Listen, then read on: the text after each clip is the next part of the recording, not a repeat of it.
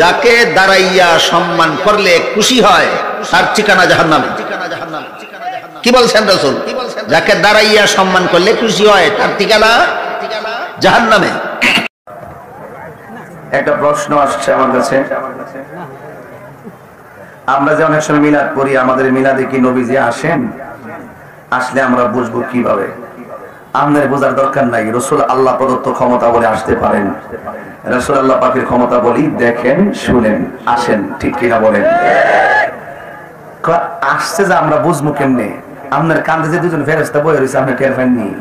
চোখে দেখেননি? ওজন লাগেনি? কথা ওজন লাগেনি? তো এটা না দেখতে বিশ্বাস করতে হবে। আল্লাহ প্রদত্ত ক্ষমতা বলে রাসূল ইলমে গায়েবের খবর দেনেওয়ালা ছিলেন, আর আল্লাহ প্রদত্ত ক্ষমতা বলে রাসূল হাজির ও নাজির। এতে আমাদের অ্যালার্জি হওয়ার কোনো কারণ নাই। আল্লামা জালালউদ্দিন সৈয়দী রহমাতুল্লাহ আলাইহি তিনি তার কিতাব শরীহ সুদুরের মধ্যে লিখেছেন, আমি আমার জীবনে ৭৫ বার রাসূলকে দেখেছি, স্বচক্ষে রাসূল আমার সামনে দাঁড়িয়ে আছেন। কেউ যদি কারো বাবার সম্মানের জন্য দাঁড়ায়, কেউ যদি কারো শ্বশুরের সম্মানের জন্য দাঁড়ায়, আল্লাহ যখন আদব শিক্ষা দিয়া সূরা হুজুরাতের ২ নম্বর আয়াত নাযিল করলেন যে রাসূল যেখানে উপস্থিত আছেন সেখানে জুড়ে কথা বলবা না, সাবধান। আমাদের এখানে রাসূল উপস্থিত নাই, এই জন্য আমরা মাইকেও কথা বলতে পারি।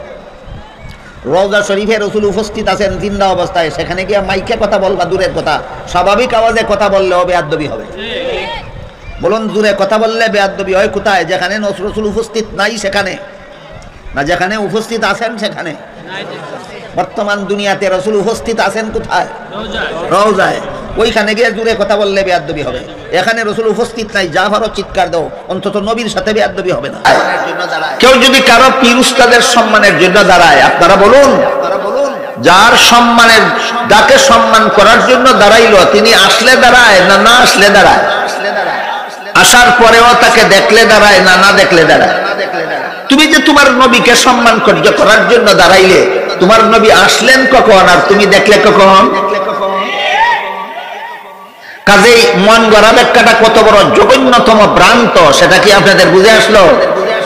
আরেকটা হাদিসের বিরুদ্ধে যায়। যদি বলো আসেন, যদি তর্কের খাতিরে চাপাবাদি করে বলো যে আমার নবী আসেন, আমি আশিকে রাসূল, এই জন্য আমার চোখে নবীকে দেখছি, তোমরা আশিকে রাসূল না, তোমরা দেখো না, এমন চাপাবাদিও করে যে নবী আসছেন আমি দেখছি, আমি আশিকে রাসূল হওয়ার কারণে দেখছি।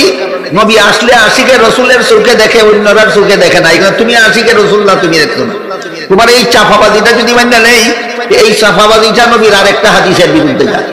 সেই হাদিসটা হইল আল্লাহ রাসূল বলেন, আল আম্বিয়াউ আহইয়াউন ফি কুবুরিহিম, নবী রাসূলগণকে দাফন করার পর আল্লাহ তাদেরকে জীবিত করে দেন, এবং জীবিত হয়ে নবী তোমাদের কোন অনুষ্ঠানে আসেন না, রওজা শরীফের ভিতরে থাকেন। নবী বলেন আসেন না, হেকায় আসেন।